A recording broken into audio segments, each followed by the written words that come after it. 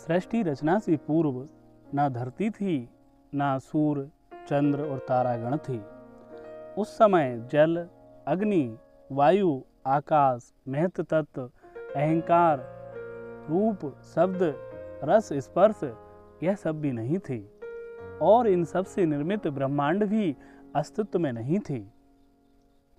अस्तित्व में केवल एक परब्रह्म ही व्यापक था।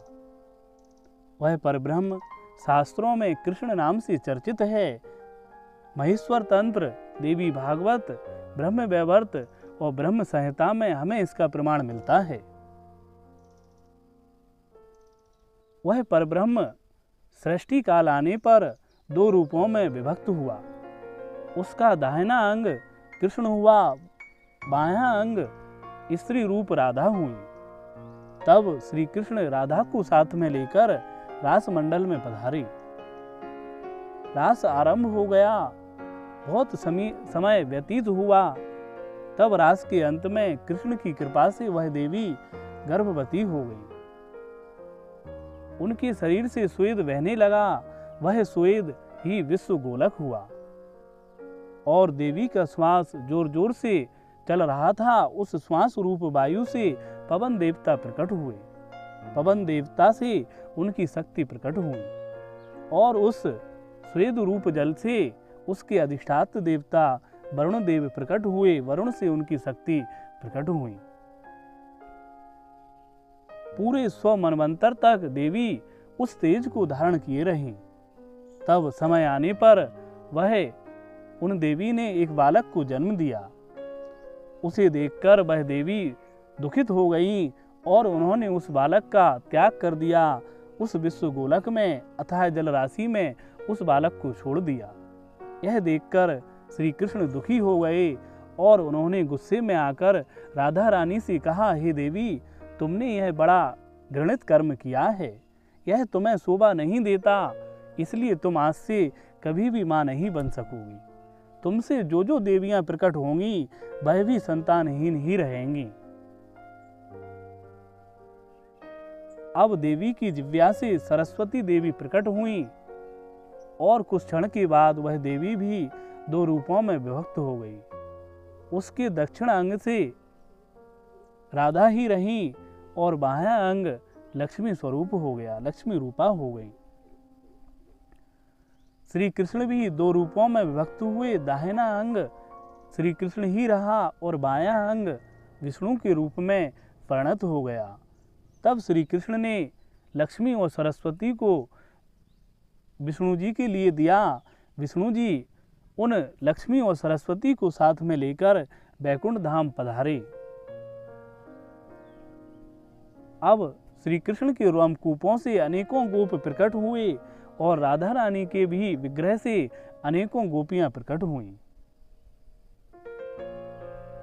श्री कृष्ण के नाभि कमल से ब्रह्मा जी शक्ति सहित प्रकट हुए। उन्होंने कृष्ण की स्तुति की और कृष्ण आज्ञा से वहां परात्पर धाम में दिव्य सिंहासन पर बैठ गए। श्री कृष्ण से उनकी बुद्धि की अधिष्ठात्री देवी दुर्गा प्रकट हुई। यह दुर्गा सत्वगुण, रजोगुण और तमोगुणमयी है। मूल प्रकृति सर्वेश्वरी नारायणी कही जाती हैं। इन्होंने कृष्ण की प्रार्थना की और फिर कृष्ण आज्ञा से सिंहासन पर विराजी। अब श्री कृष्ण भी दो रूपों वाले हो गए। दाहिना अंग कृष्ण ही रहा, बायां अंग महादेव के रूप में परिणत हो गया। गौरवर्ण पंचमुखी महादेव देखने में बड़े ही प्यारे लगते थे।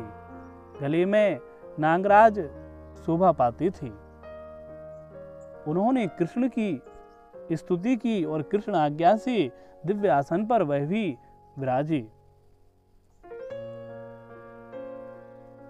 यहाँ उस ब्रह्मांड गोलक के जल में वह बालक अपने पिता को ना देखकर बड़ा दुखी हुआ। भूख प्यास से वह व्याकुल था, रोने लगा।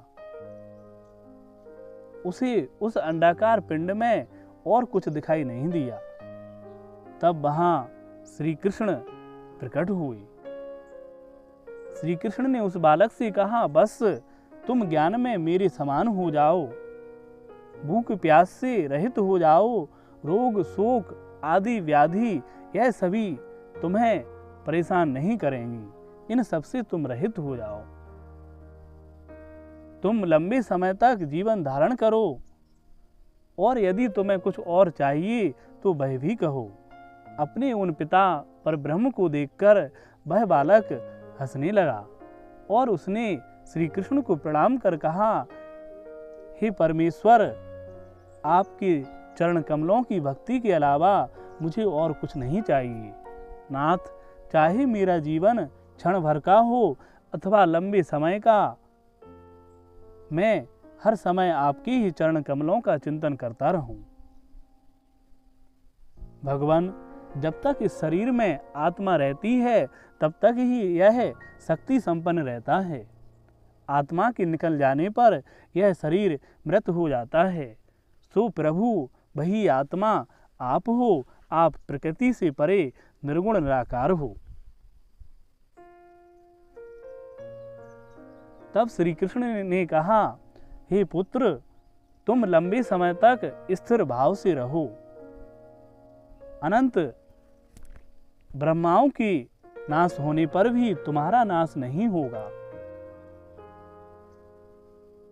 तुम्हारे रोमकूपों में अगणित ब्रह्मांड स्थित हैं। उन प्रत्येक ब्रह्मांडों में तुम अपने अंश से क्षुद्र विराट के रूप में प्रकट होोगे। तब तुम्हारे नाभि कमल से ब्रह्मा जी उत्पन्न होंगे और उन ब्रह्मा जी के मस्तिष्क से भगवान सदाशिव अपने अंश से प्रकट होंगे। ब्रह्मा जी से ही शिव की 11 कलाएं प्रकट होंगी। तुम्हारे अंश से श्री हरि विष्णु प्रकट होंगे और ब्रह्मा जी सृष्टि रचना करेंगे। तुम ध्यान के द्वारा मुझे और अपनी माता राधा देवी को भी नित्य निरंतर देख सकोगे। हे वत्स, अब तुम यहीं ठहरो, मैं अपने धाम को जाता हूँ। इस प्रकार कहकर श्री कृष्ण परात्पर धाम को चले गए। यह बालक, इसके रोमकूपों में अगणित ब्रह्मांड हैं। इन ब्रह्मांडों की संख्या कितनी है, श्री कृष्ण के अलावा कोई भी नहीं बता सकता। प्रत्येक ब्रह्मांडों में ब्रह्मा विष्णु महेश आदि हैं ही। परात्पर धाम में जाकर कृष्ण ने ब्रह्मा जी से कहा, हे वत्स, जाओ सृष्टि रचना करो। सुनो, महाविराट के रोमकूप में स्थित ब्रह्मांड गोलक में क्षुद्र विराट के नाभि कमल से प्रकट हो। और महादेव से कहा, हे शंकर, तुम ब्रह्मा की ललाट से अपने अंश से प्रकट होना और स्वयं तपस्या करना। श्री कृष्ण को ब्रह्मा जी और शंकर जी ने प्रणाम किया और वह वहां से चले गए। तब उस ब्रह्मांड में महाविराट पुरुष अपने अंश से क्षुद्र विराट हुए। वह उस कारणवारी में शेषनाग की शैया पर शयन कर रहे थे। तब उनके नाभि कमल से ब्रह्मा जी उत्पन्न हुए। उत्पन्न होकर ब्रह्मा जी मन में विचारने लगे कि मेरे इस कमल का आधार क्या है और मेरे जन्मदाता कौन हैं। उन्हें कुछ ज्ञान न था। उस समय जल, वायु और आकाश और अपने अलावा उन्होंने और कुछ नहीं देखा। वह बड़ा प्रयास करने लगे और उस कमल नाल में के माध्यम से जल में बहुत गहराई तक गए, परंतु वह कुछ समझ ना सके। वापस अपने स्थान पर आ गए और तप करने लगे। उन्हें जन्म स्थान को खोजते हुए अनेकों युग व्यतीत हो गए थे। तब ध्यान के द्वारा उन्हें ब्रह्मांड गोलक में क्षुद्र विराट पुरुष के दर्शन हुए। फिर उनके भी प्रभु महाविराट पुरुष के उन्हें दर्शन हुए। इसके बाद महाविराट पुरुष के भी ईश्वर अक्षर ब्रह्म के स्वामी श्री कृष्ण दिखाई दिए। गोप गोपियों से समन्वित परात्पर धाम दिखाई दिया। तब कृष्ण की आराधना कर, कृष्ण की स्तुति कर, उनसे वर प्राप्त करके ब्रह्मा जी ने सृष्टि रचना की। सातों स्वर्ग, सातों पाताल, पृथ्वी, समुद्र, नदियां सब के सब ब्रह्मा जी ने सृजित किए। सबसे पहले ब्रह्मा जी से सनक सनंदन यह मानस पुत्र उत्पन्न हुए और फिर अगस्त, पुलस, पुलह यह सप्त ऋषि भी उत्पन्न हुए। यह मानस सृष्टि थी। ब्रह्मा जी से 11 रुद्र प्रकट हुए। ब्रह्मा जी के मस्तिष्क से भगवान रुद्र प्रकट हुए। इस ब्रह्मांड में भूलोक, भुवरलोक, स्वर्गलोक, जनलोक, तपोलोक, सत्यलोक, ब्रह्मलोक, इस प्रकार करके पूरे 14 भुवन हैं। ब्रह्मलोक के अंतर्गत वैकुंठ, शिवलोक, यह सब हैं। इस ब्रह्मांड से बाहर वैकुंठ है, यह परात्पर धाम, इससे भी ऊपर गोलोक धाम है।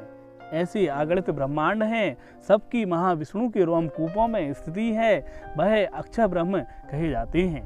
श्रीमद् भागवत में भी इसका प्रमाण है। कहा गया है कि ब्रह्मांड में 14 भुवन हैं। संपूर्ण ब्रह्मांड अंडाकार है, उसे घेरकर 7 आवरण हैं। भूतत्व, जल तत्व, अग्नि तत्व, वायु तत्व, आकाश तत्व, महत्व तत्व, अहंकार तत्व, यह सब एक दूसरे से 10 गुना करके हैं। ऐसे अगणित ब्रह्मांड महाविष्णु में स्थित हैं और महाविष्णु अक्षर ब्रह्म के भी ईश्वर परात्पर कृष्ण है। ऐसा महेश्वर तंत्र ब्रह्म संहिता में हमें प्रमाण मिलता है। स्वयं प्राणनाथ जी ने भी कहा है कि अक्षरातीत परमेश्वर श्री कृष्ण ही है और कोई नहीं है। यह सारी जानकारी हमारे शास्त्रों का निचोड़ है, सार है। यदि अच्छा लगा हो तो श्रवण करें, वीडियो को लाइक करें, चैनल को सब्सक्राइब करना ना भूलें। धन्यवाद।